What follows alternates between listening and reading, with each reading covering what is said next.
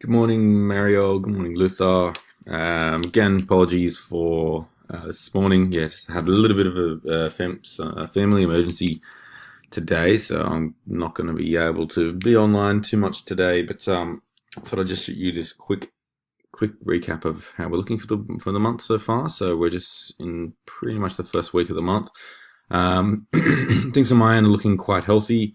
I've obviously scaled back to about 800 a day on everything, so we're not going to be spending a great deal. The drop down from last month, so yeah, we're tracking on at around $800 a day at the moment. As you can see here, I've just got the ebook running and the masterpiece in the USA.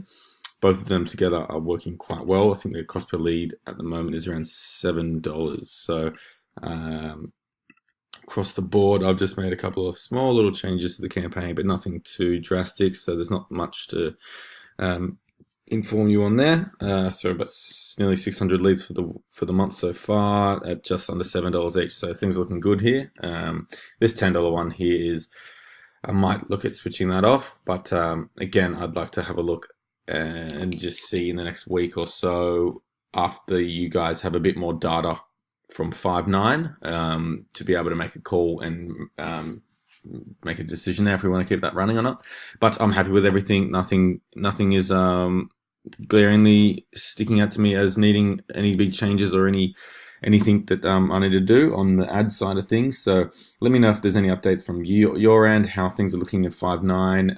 And I think one thing that I might wanted to have a chat to you about was that ads add-on in HubSpot. So I would recommend using it. It's obviously there's a cost behind that, so that's totally your decision. It's up to you guys, but it might make life a little bit easier for us in terms of creating custom audiences and sending those lists and special audiences through to Facebook, so we can create dynamic audiences without you guys having to upload them manually each time.